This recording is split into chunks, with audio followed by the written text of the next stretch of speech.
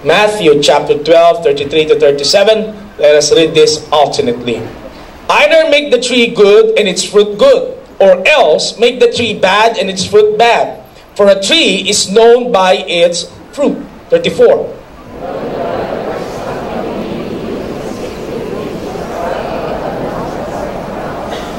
A good man of a good treasure of his heart brings forth good things, and an evil man out of the evil treasure brings forth evil things. 36.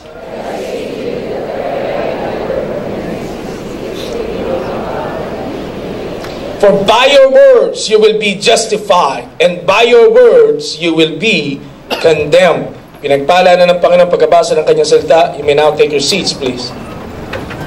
The title of the message that I would like to share with you this afternoon is From the Heart to the Mouth. From the heart to the mouth. Now, today I want to talk about what comes out of our mouths. Pakisabi nga, mouth. Alam mo, pag pumunta ka ng church, parang wala kang sigla. Pero pag pumunta ka ng party, ang sigli-sigling mo. Pakisabi ulit sa katabi mo, mouth. Because what we say says a lot about us. What we say is a lot about our character, our love and allegiance to Christ, or lack of allegiance to Christ. And in doing so, we are going to study Matthew chapter 12, 33 up to 37. Jesus says in our passage today that words reflect the heart. Kung ano ang sinabi mo, ito daw po ay salamin ng ating mga puso. Kung ano ang lumalabas sa ating mga bibig, ito ay larawan ng ating pong mga buhay. And I want to address that aspect this afternoon. These are hugely important words about how we talk. We need to take our words seriously. Okay? Mahalaga at tinatawag na crucial ang mga salitang lumalabas po sa ating mga bibig. Dahil sa mga salitang lumalabas sa ating mga bibig, dito totoong na-identify ang ating pagiging mga mananampalataya. So to help us get a grasp of this word, I want to look at very important facts about your speech. Your speech that need to be addressed out of this passage. Our intention this afternoon is to give us some specific information about how important our speech is and also how we can develop our words. Paano po natin ma-improve ang paraan ng ating mga pananalita? So here we go. Here's the first fact that I want to address. First, your speech identifies you. Ang iyong salita ay nagpapakilala kung sino ka. Pakita naman yung katabi, sino ka? You know what? You can identify people by their names. You can identify people by the way they look, or their looks rather. You can identify people with their status in life. But Jesus particularly said that your speech will truly identify you. Matthew chapter 12 verse 33 says, make a tree good and its fruit will be good. Pag maganda ang bunga, ibig sabihin galing sa magandang puno. Bunga puno lang to. Tsaka may participation. Ha? Ulit. Pag maganda ang bunga galing sa magandang yun. Pagka hindi maganda ang bunga, siguradong galing sa hindi magandang. For a tree is recognized by its fruit. Now, this is a very simple concept that you and I can grasp. If you see a mango tree, okay, if you see a mango fruit, what kind of tree ang kanyang pinanggalingan? Mango. Huh? Ano ba yan, Pastor? Exam ba to? Gusto ko lang malaman kung gising ka. Kapag nakakita ka ng avocado, galing saan to? Santol. Galing saan ang santol? Sa puno. Santol. Kapag nakita mo yung bunga, madaling malaman yung puno. Alam mo, ang hirap maka-identify ng puno pag walang bunga. Nag-gardening po ako noon eh. Kapag yung puno ay maliit-liit pa at wala pang bunga, ang hirap i-distinguish ng mangga, ng akasya, ng puno sa dahon lang. Pero napakadali mong malaman ang puno kapag nakita mo na ang bunga nito. Now, I do understand that you're getting the picture. A tree is recognized and identified by its fruit. So how would your speech identify you? Paano yung salita mo makikilala ka o kikilalanin ka nito?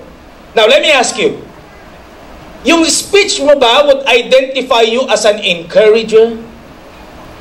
Sa lumalabas mo sa bibig mo, nakaka-encourage ka ba ng ibang tao? Kapag ka nakikita ka, oh wow, encourager yan.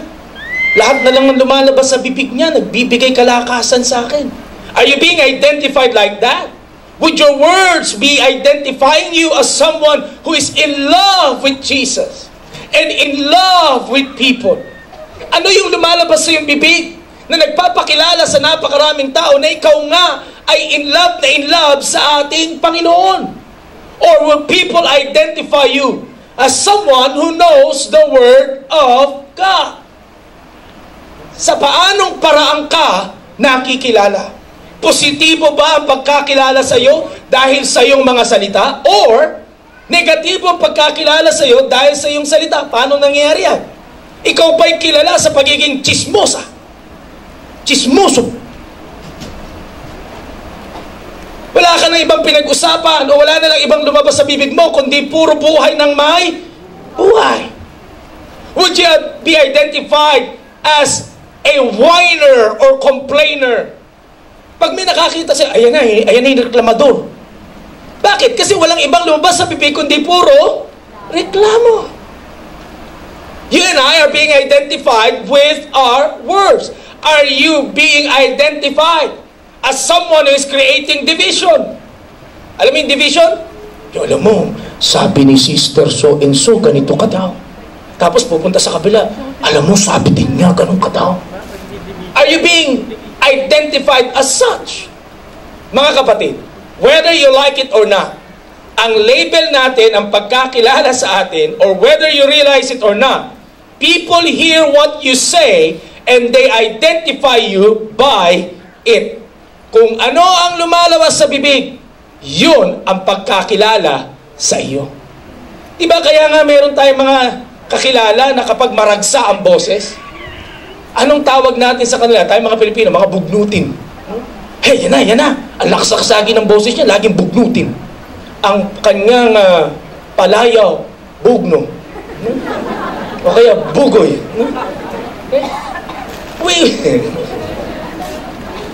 We label people with their words. At mas malalim yung sinabi ni Jesus. Nakikilala ang buhay mo sa anumang lumalabas sa iyong mga bibig. So, if you want to be identified as a follower of the Lord Jesus Christ, you need to talk like one. Amen? Kaya pakisabi mo sa katabi mo, ayusin mo dila mo. Ha? yung katabi, sabi, ayaw na magsalita. But really, this is the point of Jesus, why He uttered these words. Lalo na kung sinasabi mong mananampalataya ka. Amen? Lalo na kung kilala kang born again. Lalo na pag kilalang taga-word of hope. Lalo na pag kilalang ikaw ay follower ni Kristo. Mahirap kasi, kapatid, that you just pretend to be one.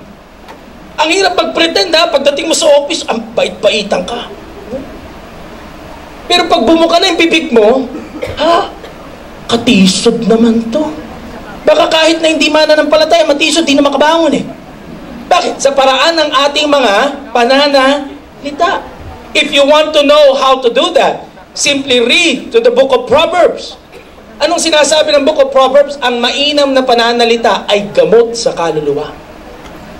Ang maayos na pananalita ay nagbibigay ng mabuting bunga sa buhay ng tao. Kaya pakitignan mo ulit yung katabi mo, mata sa mata. Sabihin mo sa kanya, ayusin mo ang tila mo.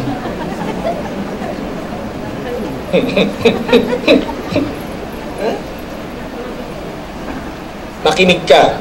Wala na to sa manuscript ko, pero makinig ka. Hindi madaling ma-identify ang Kristiyano pag nasa loob ng church. Kasi dito, puro tayo hallelujah. Kahit na nga hindi ka marunong mag-hallelujah, pag sinabi ng worship leader, shout hallelujah! Para na lang tumahimik yung worship leader, hallelujah! Ano bang ibig sabihin nun? Hindi mahirap i-identify ang pagiging Kristiyano rito kasi lahat tayo pare-pareho ng lingwahe sa church. Kaya nga di ba tinatawag churchy? Churchy ang ating mga words, churchy. Puro mga terminolohiyang galing sa Bible. Puro pang-Christian ang salita. Nalalaman yan paglabas mo na ng church. Okay. Kamusta ka na? Magsalita kapag may kaaway ka. Kamusta ka na pag may nakatapak ng paa mo? Dito sa church, pag natapakan ka, okay lang eh. Promise. Pag natapakan ka dito, kahit nagalit, okay lang, God bless you. Huh? Subukan mong sa labas yan. Ha? Pag natapakan ka kaya sa labas, kamusta ang reaction mo? Kamusta ang salita mo? Pag may sumingit sa'yo sa pila, dito sa church, pagka papasok ka sa CR, may sumingit, kahit na anong inis mo, hallelujah. Ha? Madali eh. Alam mo kung ano yung sinasabi ko. Pero pag nasa labas ka na at may sumingit, ano ka? Anak ng Diyos? Kamusta ang ating mga pananalita? Uulitin ko sa iyo, kahit sabihin mo ng napakakulit talaga ng pastor na ito, ang salita mo ay magpapakilala sa iyo kung sino ka at kung ano ka. Pangalawa, your speech reveals your heart. Ang iyong salita ay nagpapakita kung anong puso mayroon ka. Look at the second part of verse 34 through verse 35. Sabi ni Jesus, for out of the heart, the mouth speaks. Sabi nga, kung ano yung laman ng puso, yun ang buka ng bibig. The good man brings good things out of the good stored up in him. And the evil man brings evil things out of the evil stored up in him. If your heart is filled with good things, your mouth will reflect it. Pag ang puso mo tama, pag ang puso mo punong-puno ng mga mabubuting bagay, ang lumalabas sa iyong bibig ay pawang mabubuti lamang. That is a pretty simple principle coming from God's Word. If you claim to be a follower of Jesus Christ, okay? Pero, puro ka chismis. Kung tingnan yung katabi mo, nahalata ko. Then, oh wow, you need to re-examine your heart. Amen? Kasi tandaan mo, kapag ka isang mananampalataya, dapat we keep peace with everybody. At hindi dapat tayo yung pinagmumulan ng chismisan. Chismoso. If you're saying that you're a Christian, you should not be doing such a thing. If you claim to be a follower of Christ, okay? At puro na lang green jokes ang mga jokes mo. Naturingang Kristiyano ka pa naman pagdating mo sa opisina. Uy, may bago ko. Ikaw pa ang pinagmumulan ng mga iskandal. At ang salita may pawang malalaswa. Lalo na in general, in public. Oh, wow. Then you need to re-examine your heart. If you claim to be a follower of Christ, pero wala kang ibang ginawa kundi siraan ang ibang tao. Alam mo, kaya lang naman ganyan yan kasi malakas yan. Simse. At kung ano-ano pa. Well, you have to re-examine your heart. Kung hanggang ngayon, tingnan mo yung katabi mo mamaya, ha? Kung hanggang ngayon, pag nadudulas ka at nagugulat ka,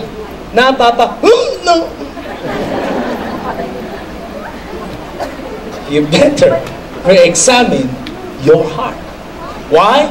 Because your words na lumalabas sa bibig mo, siguradong galing yan sa ating mga puso. Kanina, sabi ko sa katabi mo, ayusin mo ang dila mo. Ngayon, pakisabi mo sa katabi mo, ayusin mo ang puso mo.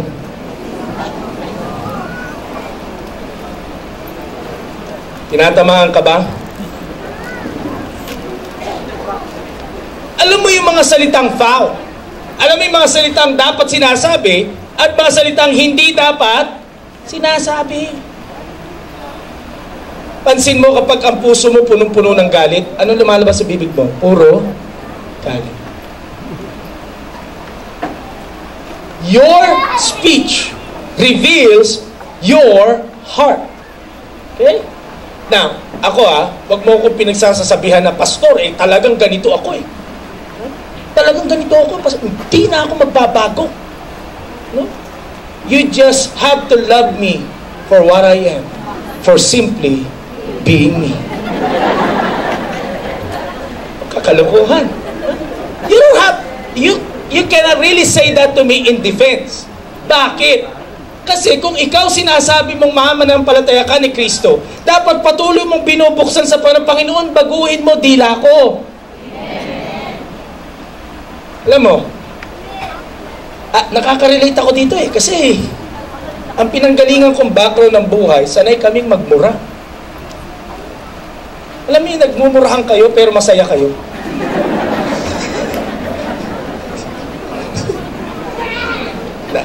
Ang batian ninyo, mura. Oh, Brad! Kamusta ko naman? Talaga! Hindi ko po namimiss, I'm just trying to explain it to you. That is the way I have been before. Ang hirap. Nung unang tumanggap ako sa Panginoon, nadudulas pa Talaga, promise, may dulas. Pagka medyo nababalya ka sa basketball, may magic words. Pero alam mo, sabi ko, Panginoon, hindi pwedeng ganito. Kasi bakit? Yung mga kalaro ko sa basketball, alam, nagsisimba ako Tapos pag nababalya kang konti, nagmumura ka, sabi nila, kala ko ba born again ka? Ang sakit sa ulo. Kaya hindi mo pwedeng ipagyabang na, hindi, ganito talaga ako. Hanggang mamatay siguro ako, ganito na ako. No! Kasi kung talagang seryoso ka kay Kristo na tinanggap mo, hahayaan mo rin na kumilos ang Diyos sa buhay mo, maging sa dila mo on a daily basis. Amen? There must be transformation in your life. Kasi pag walang nangyari sa dila, it means hindi pa rin tama ang puso. Kaya pakisabi mo ulit sa katabi mo, ayusin mo ang puso mo. Tsaka ito alisin mo nga yung dahilan mo na karapatan ko to. Kapag nagagalit ka, tapos nagsalita ka ng hindi maganda, anong sinasabi ng iba? Pagka ikaw ay nire-rebuke, kapatid, huwag ka nagsasalita. Hindi, karapatan ko to. Galit ako. Stop doing so. Why? Because your action, especially your words, is not reflecting the love of God. Pwede kang magalit. Yun naman ang sabi ng Bible Pero huwag kang magkakasala. Paano paraan yung pagkakasala? Pag sinaktan mo na yung kapwa mo sa pamagitan ng iyong salita. Pag inalimura mo na yung iyong kapwa sa pamagitan ng iyong salita. Kapag nagsabi ka na ng mga salita na bababa ang tingin ng tao sa kanyang sarili, di ikaw ay nagkakasala na. Amen? You know, I've learned something of great importance in life. You know, somebody told me na kahit na galit ka na at inis ka na doon sa taong kausap mo, may you never forget to choose the right words and to maintain respect doon sa taong yun. Kasi pag ganun ang perspektibo mo, mainam at pinipili mo pa rin ang iyong salita. Kamusta ang mga puso natin, mga kapatid? Kamusta ang ating pong tinatawag na kaibuturan ng damdamin. Tandaan mo, pag tama ang puso, tama ang salita. Pag mali ang puso, mali ang lumalabas sa salita. Bakit ito binigyang diin ni Jesus? Number 3, because your speech will be judged. Ang anumang salitang lumalabas sa ating mga bibig, darating ang panahon, tayo ay huhusgahan. In verses 36 to 37, Jesus said, "But I tell you that men will have to give account on the day of judgment for every careless word they have spoken. For by your words you will be acquitted, and by your words you will be condemned." Now, those are harsh words coming from Jesus. And boy, that's no sugar-coating words.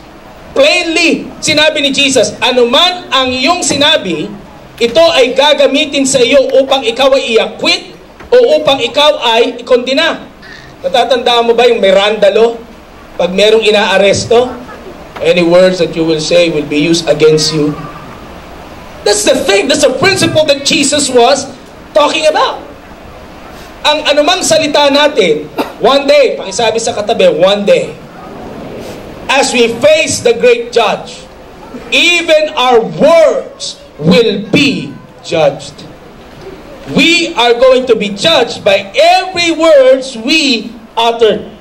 Sabi ng Life Application Bible, words are better indications of a person's true character than his or her carefully planned and prepared statements and speeches.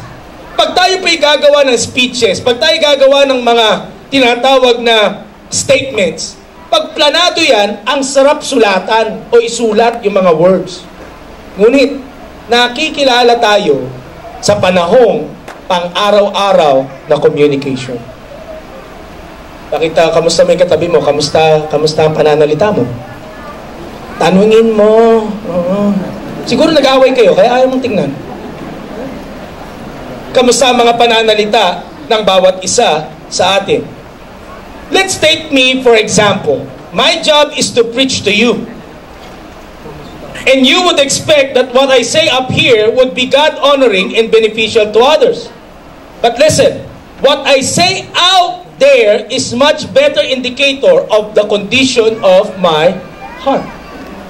Dito, pwede akong mag-preach ng Word of God. Pero kamusta naman ako pag wala na ako sa church? Ikaw, pwedeng nandito ka, puro Word of God ang lumalabas sa bibig mo. Pero ang totoong indicator, pag wala ka na sa church.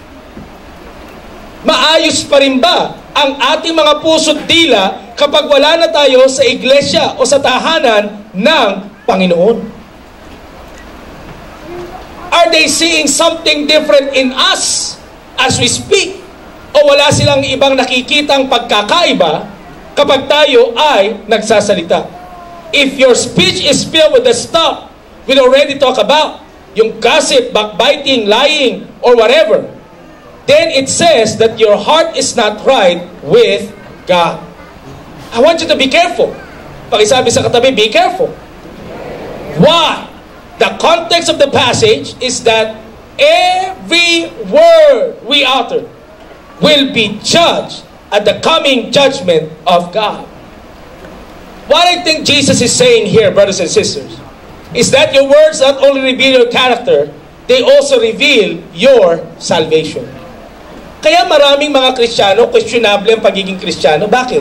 Kasi iba yung lumalabas sa bibig. Matutuwa ka ba kung sasabihin ko sa yung Kristiyano ko, pero mula ulo hanggang paa, kaya kitang murahin?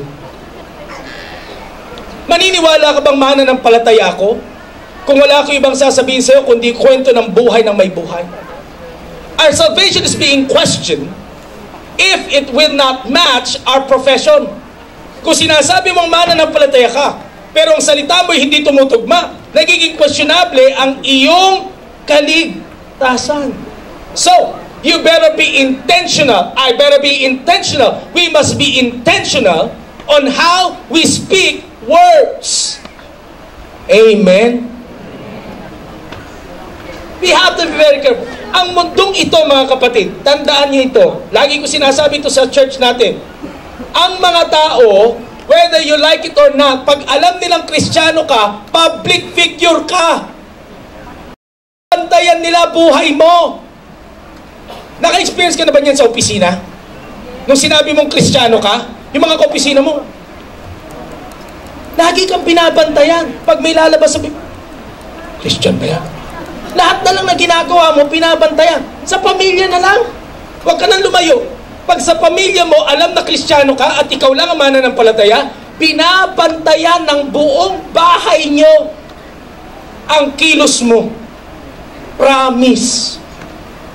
Paano ka magugas ng pinggan? Pagka medyo nila kasama, nagdarabaw? Nagdarabaw? Huh? Christian, nagdarabaw? Lahat na lang nakaakibat dun. Pag meron ka lang nabanggit na hindi, na medyo maragsang salita, you're being a Christian is being questioned. Whether you like it or not, people are observing us. And people are taking into question ang ating pong mga pananalita. Maging ang ating kaligtasan at pagiging Kristiyano, questionable pag iba ang lumalabas sa bibig. Now, listen. Sa panahon ngayon, hindi lang sinasabi ang mga salita. Pinopost din. Makinig ka, oy. Lalo na tayo nasa Facebook generation. Anong sabi nila? Dapat pag ikaw ay millennial, nasa 30,000 plus selfie dapat meron ka. Nakailang ka na ba? Pag millennial lang po, pag medyo advanced na, huwag ka mag-alala, hindi po applicable sa inyo. Nasa Facebook generation tayo. Lahat na lang ng damdamin, inilalagay sa Facebook. Napakawalang yaman. Kapal-kapal ang mukha mo. Mapagsamantala. Lahat na lang ng sinasabi, puro masasakit. Alam mo, kapag kami nabasa ako sa wall mo, friend kita, ganun mga pinagsasabi mo, ina-unfriend ko. Kaya pag nawala ka sa friends list ko, alam mo na. Ina-unfriend ko. Tapos yung magpapapicture, may hawak pang red horse. My birthday celebration. Toma! No? Tapos friend kita, oh wow! Ang saklap nung pag nilike ko pa. Tapos nilike ko pa, God bless!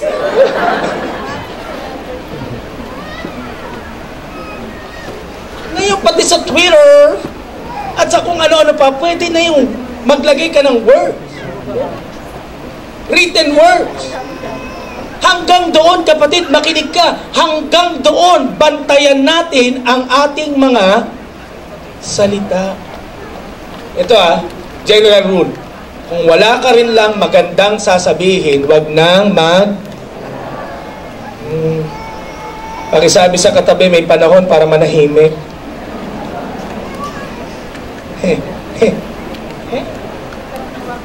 Alam mo ang nakakatakot dyan, hindi naman yung simpleng repercussion of our words. Ulitin ko, sa pagbabalik ng ating Panginoon as we face Him, lahat ng salita natin ay huhusgahan. Now you will ask me, Pastor, paanong gagawin ko para may tama ang dila ko at ang puso ko? Here are 3 steps you can take to help you. Una, prepare your heart for what is good. Ano ibig sabihin yan? Sabi ng passage in Colossians 2:7, let your roots grow down into Him and draw up nourishment from Him. So you will grow in faith, strong and vigorous in truth. You were taught, let your lives overflow with thanksgiving for all He has done. Sinasabi dyan, paano daw po magiging tama ang mga bibig natin?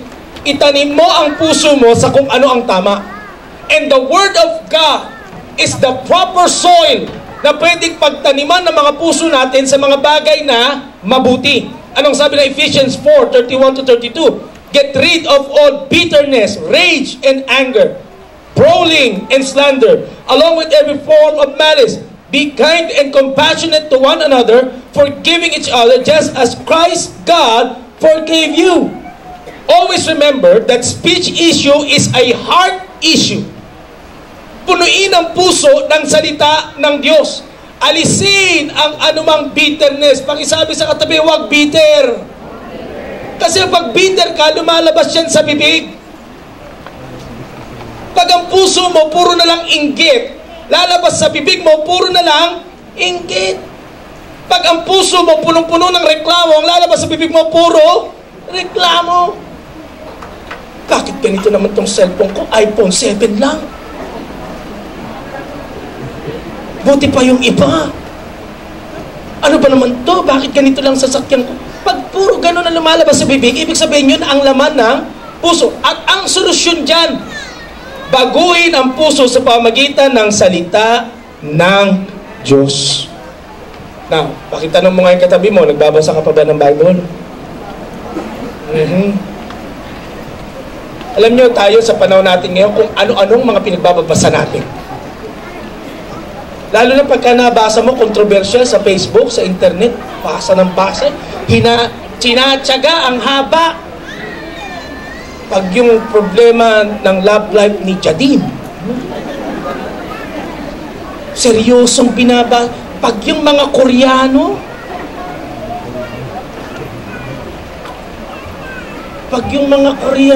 ang tsatsaga. Talagang hindi naman maintindihan yung salita. Kinikilig. Ang tsaga, may oras doon, pero pagdating sa pagbabasa ng salita ng Diyos, walang. Kaya kung ano-ano lumalabas sa bibig eh. You plant yourself, you plant your heart in God's Word. Plant your heart on something good. At walang ibang good book kung hindi ang salita ng Diyos. Pangalawa, hide the Word of God in your heart. Pag sinabing heart, hide, sabi ng Psalm 119, I have hidden your word in my heart that I may not sin against thee. Hear God's voice. Hear God's word. Meron ng application ngayon, kapatid, na pwede mong pakinggan yung Bible, may nagbabasa para sa iyo. Okay? Meron. May mga CDs pa nga na nabibili ngayon eh. Na kung hindi ka masyadong techie, may CD. Pag techie ka, apps na lang. Habang nagdadrive ka, pwede mong pakinggan. Habang nasa kwarto ka, pwede mong pakinggan na ang God's Word. Ano pa? You read God's Word, you study God's Word, you memorize God's Word. Pakisabi nga sa katabi, memorize. Ilang verse na ang kabisado mo? Ilang verse na ang alam mo? Na kay may Bible, kay wala, kaya mong i-recite, ilan na? Now, another thing is meditate God's Word.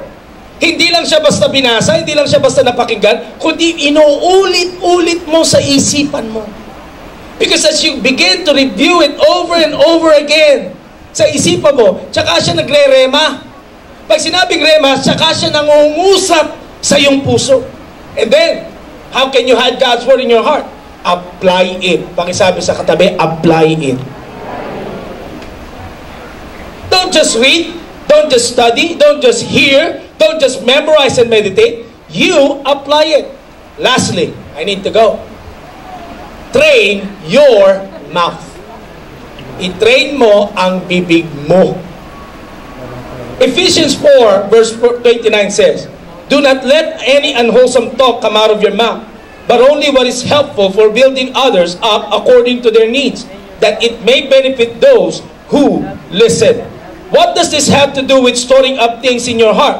When you become much more intentional about what passes out on your lips, then you will also find yourself becoming more conscious of what's going on in your heart. One of the best ways to train your mouth is to remember the words of James 1:19. Ano ang sabi ng James 1:19? Be slow to speak. Be quick to listen, but slow in speak. Huwag kagad-kagad kumo-comment. Pakisabi nga sa katabi, hinay-hinay. Hindi yung pagka makakomment lang. Ang marami sa atin, mema sabi lang. At madalas, yung mga mema sabi, yun yung masakit makapag salita. Be slow to speak. One of the best questions you can ask yourself before speaking, is this Christ-like? Pag may sasabihin ka ba, tanungin mo muna yung sarili mo, sasabihin ko ba magiging kamukha ba ako ni Kristo? Or would I be reflecting God's love in my life? If not, then probably better off not saying anything. Another thing is to simply ask yourself, do I need to say anything at all in this situation? Kapatid, gusto ko maintindihan mo, may panahon para magsalita, may panahon para manahimik. Hindi lahat ng pagkakataon dapat kang magsalita. I-train. Kapag galit na yung misis mo o yung mister mo, makakabuti ba kung sasabayan mo? Di ang riot yun. Lalo na may mga babaeng hindi nagpapatalo. Promise. Kung yung lalaki, siya ang anong tawag? Haligi ng tahanan. Yung babae, maso. Panginoon ko, patawarin mo po. Bakit ayaw magpatalo? May mga babae naman na kapag nagagalit na yung mister, talagang tahimik lang. Purihin ng Panginoon sa mga ganyan. Pero meron naman talagang pagkulit. Ate! Talaga. Riot. Alam mo kapatid, kapag nagagalit na, hindi ka bawasan ang hindi mo pagkomento. Sinalitaan ka ng masama, ng masakit. Sa tingin mo ba, beneficial kung sasagot ka rin ng masakit? Ikaw talaga ang tamad-tamad mo. Mas tamad ka! Edi walang katapusan yun. Lalawig ng lalawig. Hanggang yung mga salitang hindi naman dapat na sinasabi, lumalabas pa sa ating mga bibig. Kinig ka. Kahit sa Facebook mo, ha? Kung hindi rin lang maganda ang sasabihin mo sa komento mo, huwag ka nang ang ganda-ganda ng pinost na selfie, hirap na hirap. Hinanap yung anggulo. Kahit na napakagulo. Nakuha yung anggulo. Sa kanya, gandang-ganda na siya. Puging-pugi siya. Huwag ka na nagko-comment na, parang natutulog lang. Kulang na lang bulaklak ha. May nababasa akong ganun eh. Ipikit mong konti, salamin na lang. May nag-comment, alam niyo, meron pa nag-comment, kaibigan ko yun eh. May nag-comment pa doon sa selfie ng kaibigan namin. Alam mong sinabi, anong gusto mo, yakal, apitong, nara. Alam mo na ibig sabihin, puso na ang bakal ngayon. At taol na lang daw ang kulang. It may sound funny para sa'yo. Kung ikaw, ang tingin mo, masaya yun. Kasi maaaring ikaw ay humorous person talaga. Pero tandaan mo, paano kaya tatanggapin nung pagsasabihan mo yun? Kasi hindi naman sa lahat ng panahon, okay ang tao. Hindi naman sa lahat ng panahon, okay ang mood.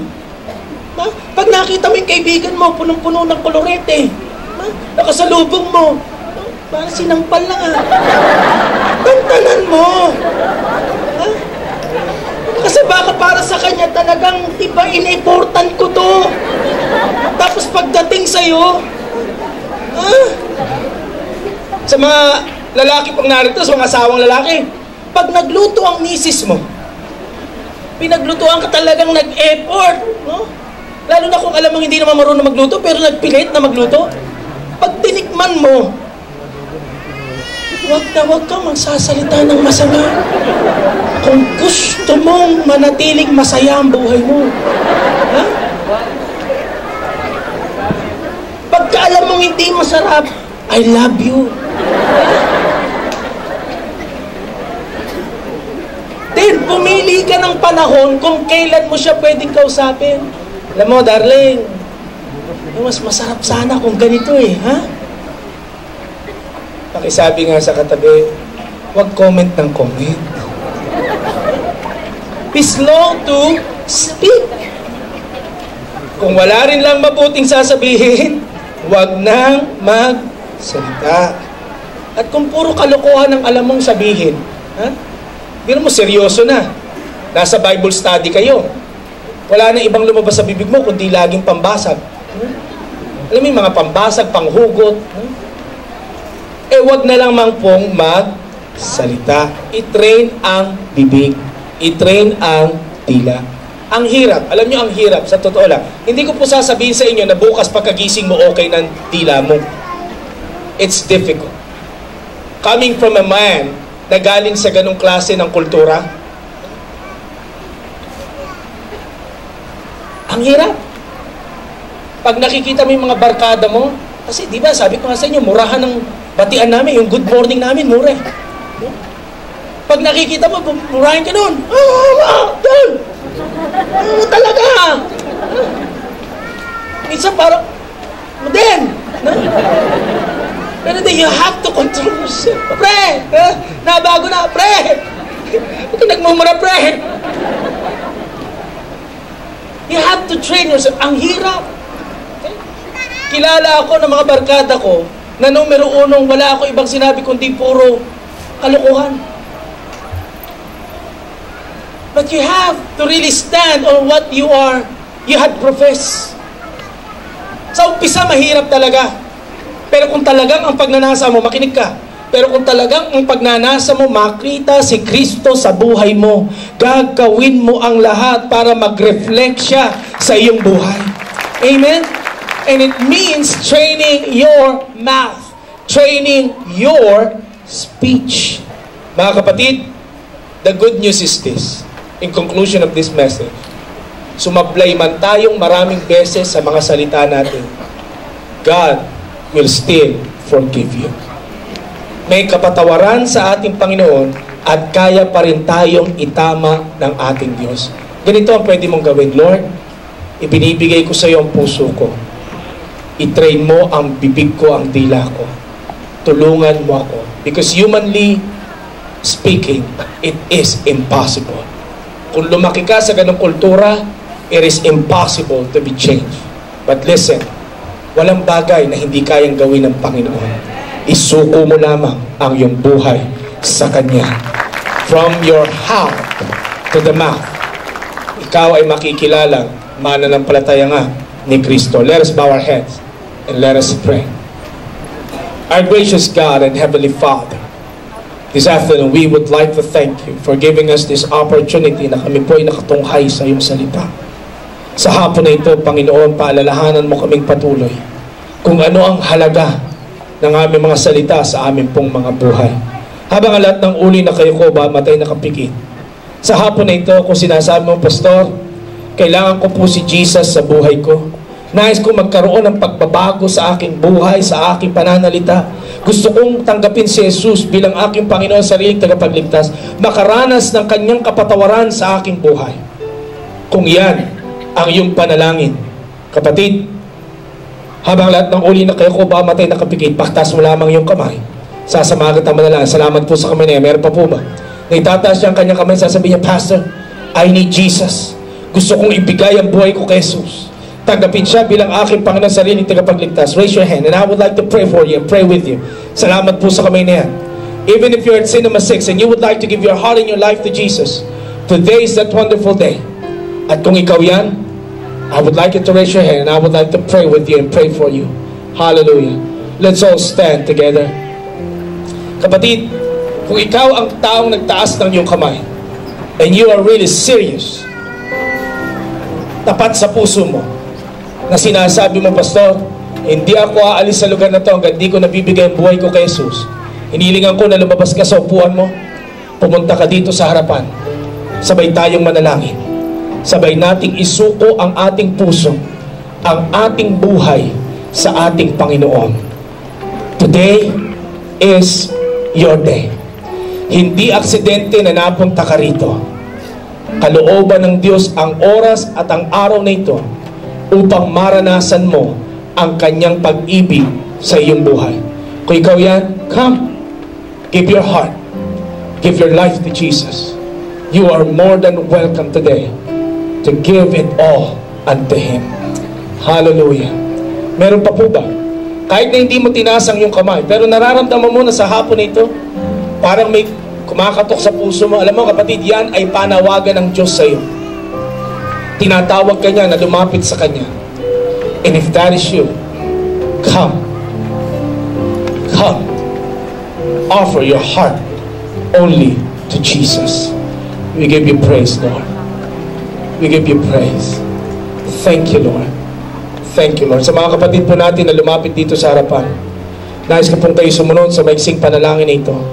Ito po'y panalangin ng pagsuko ng puso ng buhay kay Jesus. Sabihin niyo po, Panginoong Jesus, lumalapit ako sa iyo at inaamin ko po na ako po ay makasalanan, na ako hindi matuwid sa iyong harapan. Ngunit sa hapon na ito, humihingi po ako ng kapatawaran mula sa lahat ng aking mga kasalanan. Linisin mo po ako, baguhin mo po ako, patawarin mo po ako. Panginoong Jesus, ako po ay nananampalataya na ako ay iniibig mo, kung kaya't ikaw ay namatay, ngunit muling nabuhay para sa akin, upang ako ay bigyan ng kaligtasan. Sa oras na ito, tinatanggap kita sa aking puso, sa aking buhay, bilang aking Panginoon at sariling tagapagligtas. Magmula po sa araw na ito, isinusuko ko sa iyo ang aking buhay. Salamat po, Panginoong Jesus, sa pagpapatawad mo sa akin. Salamat po, Panginoong Jesus, sa buhay na walang hanggan. At salamat po dahil ang aking pangalan ay sinulat mo na sa aklat ng buhay. Salamat pong muli. Amen. Ang sabi po ng salita ng Diyos, ang sino man nakipagkaya sa Kristo ay bago na nila. We welcome you to the family of God. Palapakan po natin sila.